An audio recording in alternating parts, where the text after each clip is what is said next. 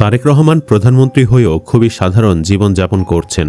তার বাবা জিয়াউর রহমান যেমন প্রেসিডেন্ট হয়েও রাষ্ট্রীয় ব্যয় কমাতে শুধু ডাল ভাত খেয়ে দিন কাটিয়ে দিতেন, তেমনি তারেক রহমানও রাষ্ট্রীয় ব্যয় সংকোচনে চমকপ্রদ সব সিদ্ধান্ত নিয়েছেন। যেমন বাজেট ঘোষণার দিন এমপি মন্ত্রীদের পার্টি বাতিল করে বাঁচিয়ে দিয়েছেন ১ কোটি টাকা। আবার ২ ঈদে রাষ্ট্রীয় অতিথি ভবনে কর্মকর্তা কর্মচারীদের আপ্যায়ন বাতিল করে সাশ্রয় করেছেন ৫৪ কোটি টাকা। তারেক রহমানের এমন অসংখ্য সব যুগান্তকারী সিদ্ধান্ত নেই আলোচনা করব আমাদের এই ভিডিওতে। যেসব সিদ্ধান্ত একদিকে যেমন বাঁচিয়ে দিচ্ছে শত শত কোটি টাকা, তেমনি তারেক রহমানকেও করছে প্রশংসিত। চলুন একে একে দেখে নেওয়া যাক কি সেই সিদ্ধান্তগুলো। নাম্বার ১, চলাচল করেন ব্যক্তিগত গাড়িতে।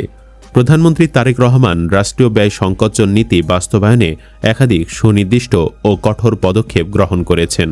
এর মধ্যে অন্যতম হচ্ছে প্রধানমন্ত্রী সরকারি গাড়ির পরিবর্তে নিজের ব্যক্তিগত টয়োটা গাড়ি ব্যবহার করছেন। গাড়ির তেল থেকে শুরু করে চালকের বেতন সব নিজের ব্যক্তিগত তহবিল থেকে বহন করছেন প্রধানমন্ত্রী তারেক রহমান। যানজট এবং সরকারি খরচে বিলাসিতা কমাতে তার গাড়ি বহরের আকার ১৩-১৪টি থেকে কমিয়ে মাত্র ৪টিতে নিয়ে এসেছেন। এছাড়াও রাজধানীতে যাতায়াতের সময় রাস্তার দুই পাশে পুলিশ মোতায়েন করার প্রথা বাতিল করেছেন তিনি।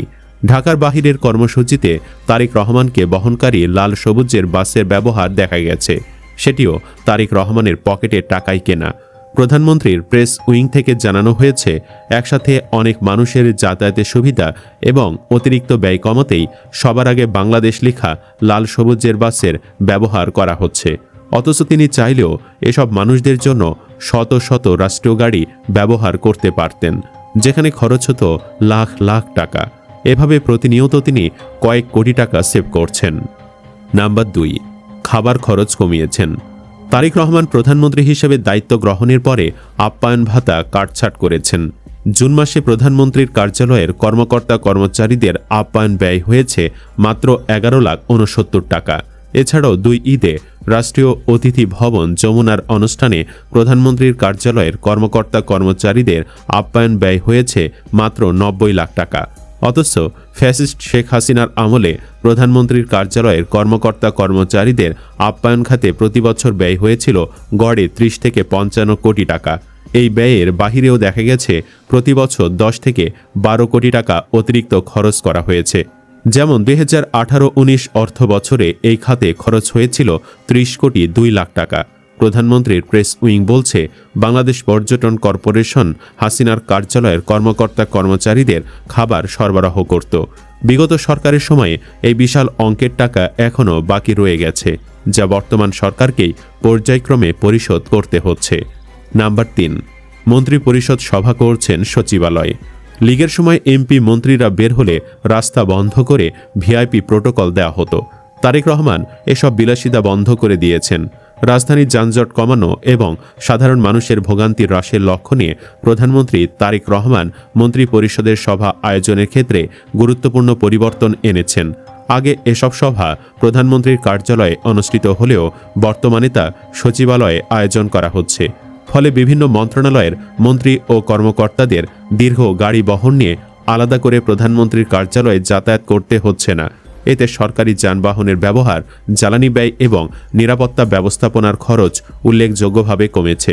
একই সঙ্গে রাজধানীর গুরুত্বপূর্ণ সড়কে ভিআইপি চলাচলজনিত যানজটও কমেছে, যার সুফল পাচ্ছেন সাধারণ মানুষ।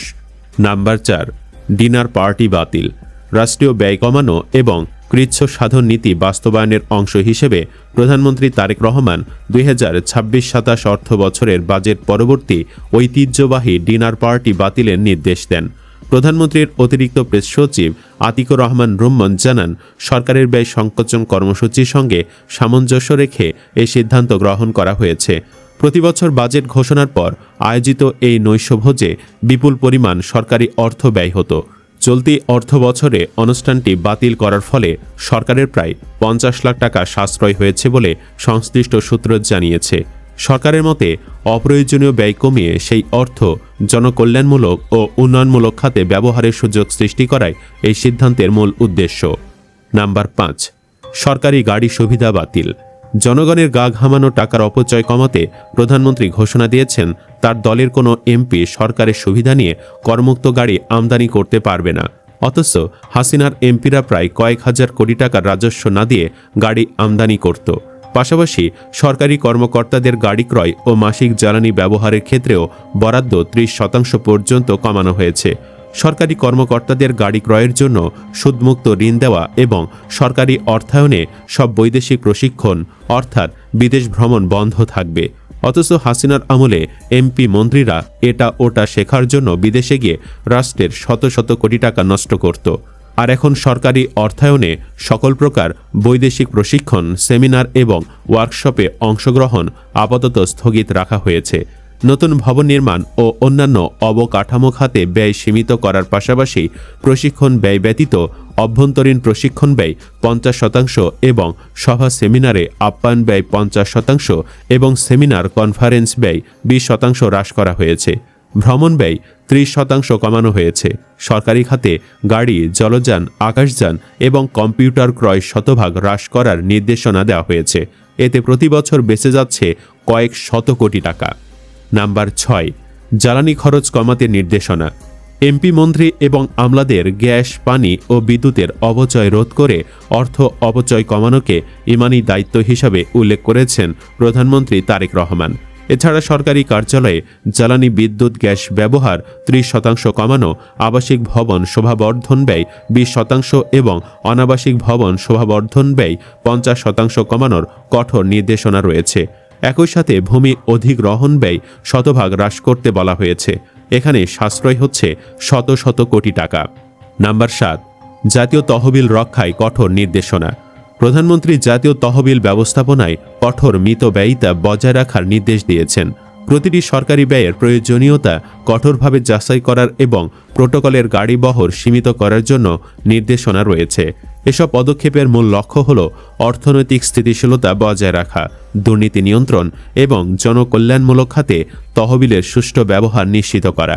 শুধু রাষ্ট্রীয় ব্যয় নয়, ব্যক্তির জীবনেও তারেক রহমান খুবই সাধারণ। পায়ে একজোড়া নীল রঙের নাইকেটস জুতা পরে লন্ডনে লোকাল বাসে তারেক রহমান চলাফেরা করছেন, এরকম কিছু ছবি ভাইরাল হয়েছিল। সেই একই জুতা জোড়া পরে তিনি বাংলাদেশে অনেকগুলো প্রোগ্রামে অ্যাটেন্ড করে আলোচনার জন্ম দেন। গত জানুয়ারিতে দেখা যায় তিনি কড়াইল বস্তিবাসীদের সাথে দেখা করে গুলশান কার্যালয়ে ঢুকে সেই ময়লা জুতা নিজ হাতে খুলে সহকর্মীদের সাথে জামাতে নামাজ আদায় করেন। নামাজ শেষে নিজে টিস্যু দিয়ে জুতা পরিষ্কার করে 2 তলায় চলে যান।